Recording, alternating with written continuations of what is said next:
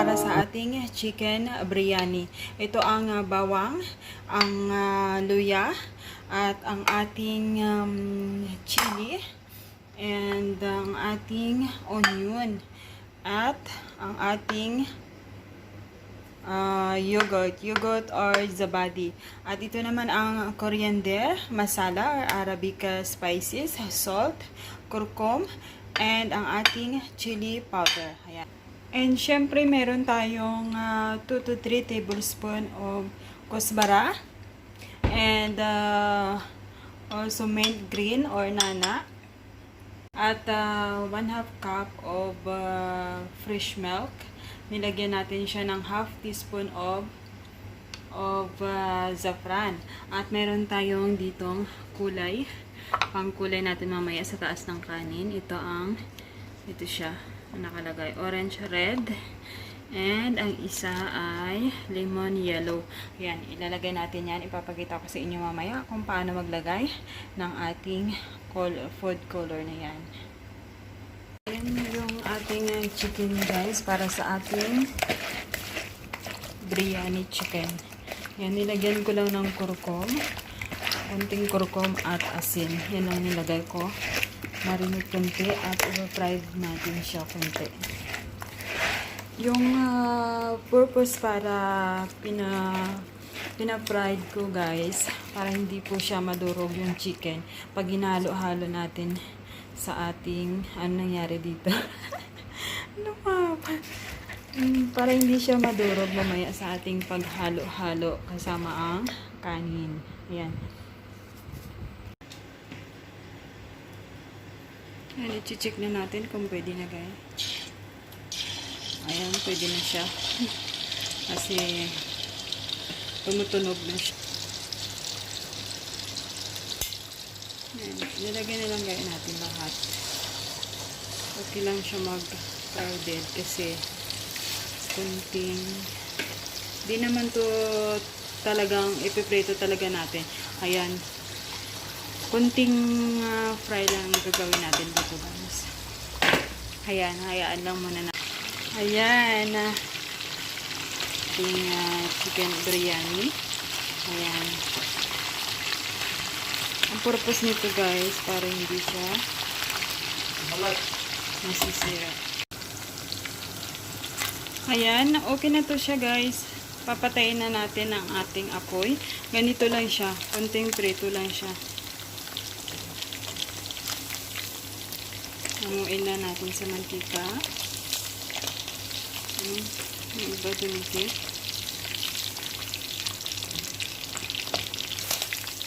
Ito na, ready na ang ating chicken para sa ating chicken biryani.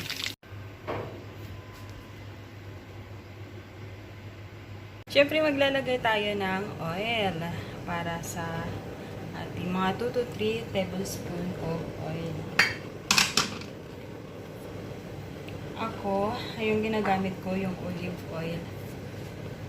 Pero yung normal oil, kung gusto nyo gamitin, yun ang okay lang po. Wala pong problema yun. Painitin lang natin siya, ang ating mantika. Lagyan na natin ang bawang.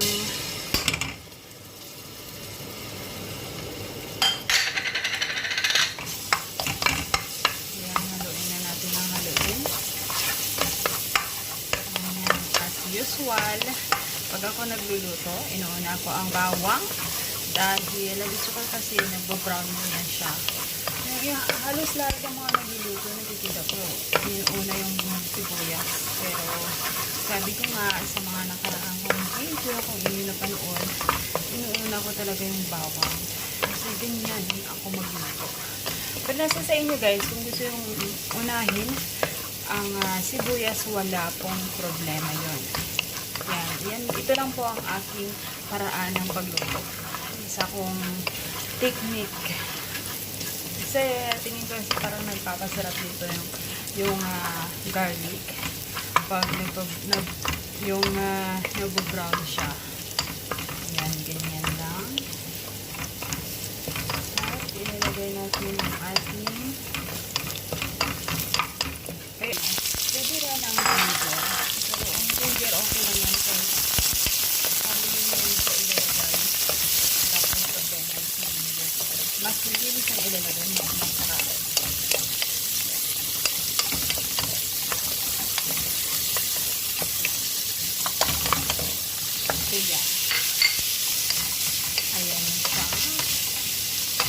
palambutin lang natin konti ang ating onion.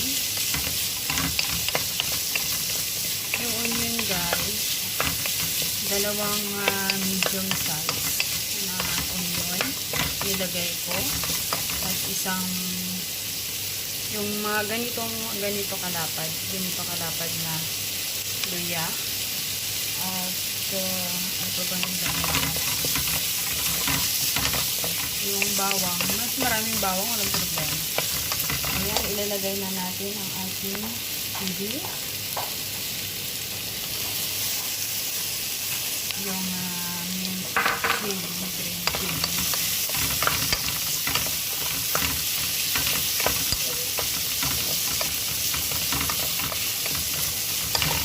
Ilalagay na natin ang 1 teaspoon of coriander, curcum, 1 teaspoon din, 1 teaspoon na chili powder, at 1 teaspoon na masala or Arabic food, Arabic spices I mean, at salt, 1 teaspoon, 1.5 teaspoon salt. Ang dami nyo. Asin po. Depende po yan sa inyo. Maraming asin, halagyan nyo ng dagdagan nyo pag ng asin. Pero sa akin, pinasensya ko na yun. Yung asin. Kaya haluin na natin ang haluin at isusunod natin ang ating ayan, medyo dumikit na siya kasi naamoy ko yung spices pumunta sa aking ilong. Kaya na iwan ko kunti ang ating niluluto. Pero okay lang yan. Don't worry guys. Everything is under control. Okay po yan siya.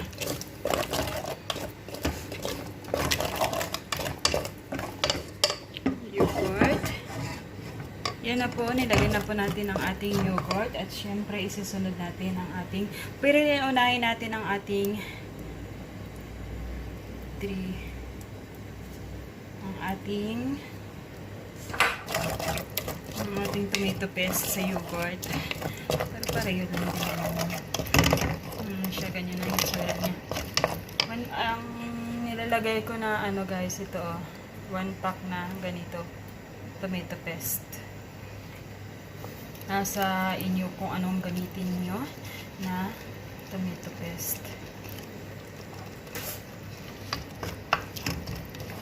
Ayan, ano natin siya.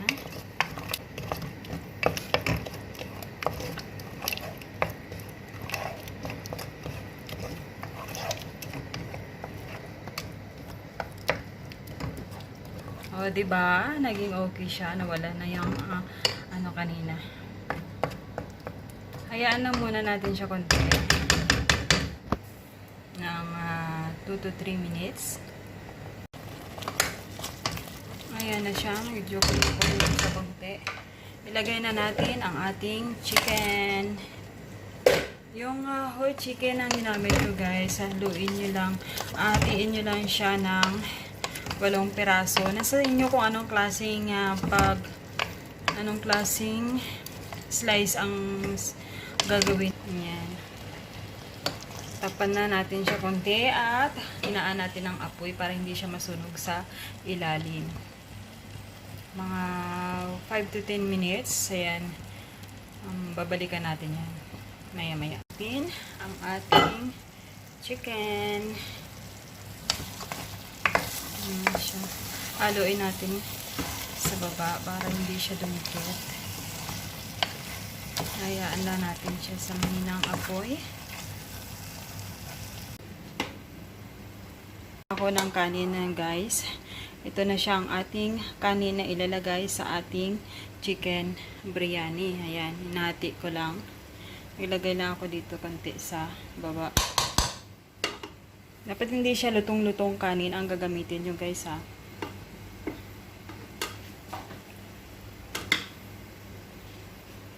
Ayan, pwede na nating patayin ito. Okay na to siya. Ang ating sauce with chicken. Patayin na natin. At sisimulan na natin ilagay sa ating ready na kaldero. Yan na, nilagay ko na konti dito ang kanin. Maglagay tayo ng, mas maganda kung ano muna, tatanggalin muna natin yung doon ilalagay natin dito. Yung ano, para hindi siya madurog siya guys. Kukunin natin itong mga chicken muna. Para hindi siya madurog. Para buo pa rin yung chicken. Lagay natin dito sa taas ng kanin konti. Ayan. Ayan siya. At kukunin natin itong sauce. Ilagay natin din sa kanin. Ito.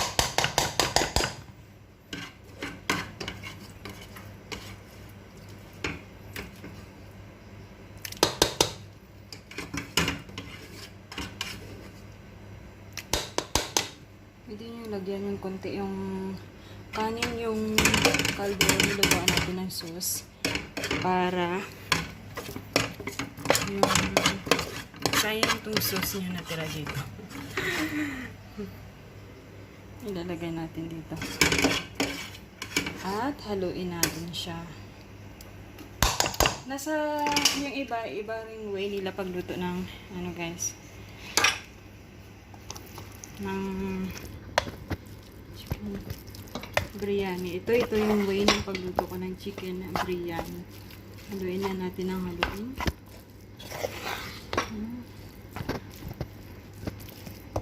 Ayan siya. Ayan. Halo na natin ang mabuti.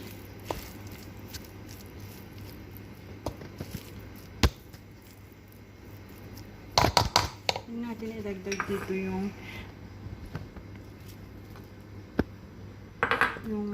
ano pala,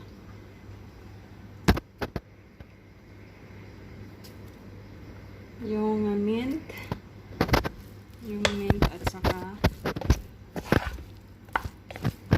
coriander. Pwede din natin ilalagay dun, di ba yung pinatay natin kanina guys, yung sauce natin with chicken. Yung pagkatapos natin patayin yun, ilagay natin yung mint at saka yung coriander. Yung minced coriander na inihanda natin. Kaso ako nakalimutan ko lang, pero okay lang. Dito natin ihahalo, okay lang yan siya. Maluluto din yan siya mamaya kasama ang kanin. At ilalagay na natin ang ating manok sa gitna. Ayan.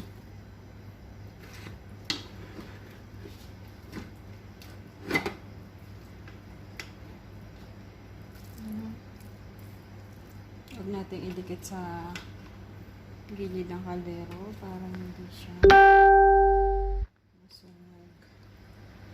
Ayan. Ayan, nalagay na andyan ang ating kanin. At siyempre, ilagay natin yung natirang kanin sa taas.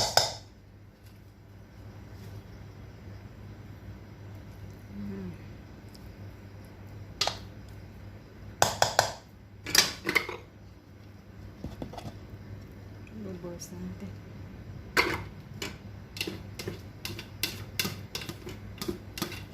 Alam niyo naman siguro paano magluto ng kanin, guys. Sa susunod kong video, magluluto ako ng white rice. Ipapakita ko sa inyo. White rice. Lagay na natin ang ating yung food color. Paano maglagay? Ganito. Yan lang siya. At yung orange.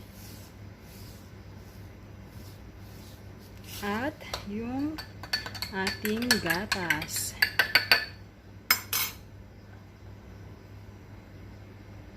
Ilalagay na natin dito. Ganyan lang siya. Tapos ibabalik natin siya sa apoy. Ibabalik natin siya sa apoy. Ibabalik na natin siya sa apoy. Yan lang siya. Ito siya kung paano mag-prepare ng biryani. Bago natin ilagay sa ating malaking plato, kunin muna natin itong sa taas guys. Para ito yung ilalagay natin sa mamaya sa taas ng ating kanin. Para mas ganda siya tingnan.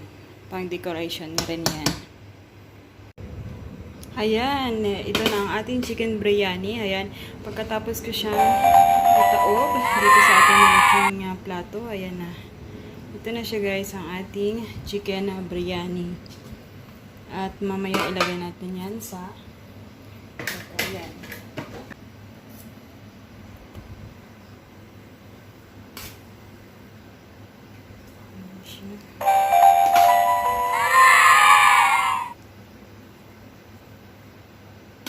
Chicken. Dito na yung chicken. Dito na yung chicken. Lagyan natin konti ang ganyan pa.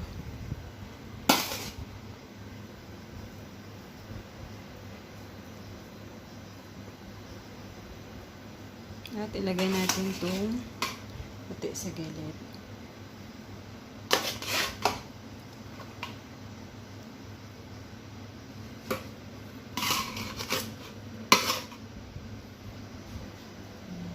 Ayan siya.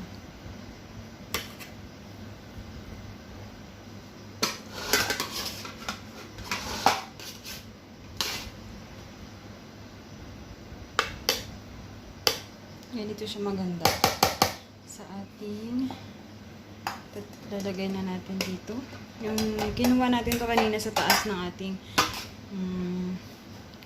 kanin guys. Para maging design siya. Ito na siya ang ating chicken biryani. Ayan. Ready to eat na siya. Ayan na siya guys. Yan, sana po magustuhan nyo at try nyo pong iluto at subukan ang aking chicken biryani recipe. Thank you at sana po magustuhan nyo ang lasa nito. Babush and I love you all.